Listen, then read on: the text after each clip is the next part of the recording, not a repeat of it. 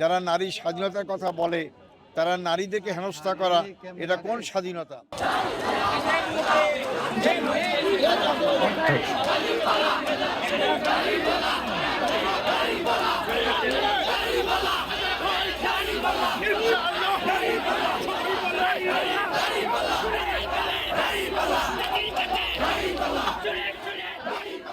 একটা বিশেষ দল তারা পরাজয় অনুভব করে আমাদের নারী কর্মীদের মধ্যে হামলা করা হচ্ছে, অত্যন্ত ন্যাক্কারজনক।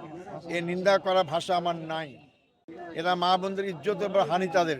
এই চরিত্র যখন নির্বাচন জেতার আগেই শুরু হয়েছে, নির্বাচন তারা জিততে পারে, দেশের নারী সমাজের কী অবস্থা হবে সহজে অনুমেয়। আমি তীব্র নিন্দা করি। আমি এখানে এসে যে সাড়া পেয়েছি, জেল থেকে বের হয়েছে, আমার কাছে অকল্পনীয় মনে হয়েছে। আমি বিশেষ করে নারী না বোনদের যে সাড়া পেয়েছি, এবং আজকে যুব সমাজের শুধু র্যালি, আজকে এটা আমার জামাত ইসলামের র্যালি না, শুধু যুব সম্প্রদায়ের। আপনারা দেখেছেন হাজার হাজার যুবকরা আমার মিছিলে অংশগ্রহণ করেছে, এবং এই যুবকরাই আজকে পরিবর্তন চায়। কারণ দেশটাকে 24 সালে 5 আগস্ট তারাই পরিবর্তন করেছে।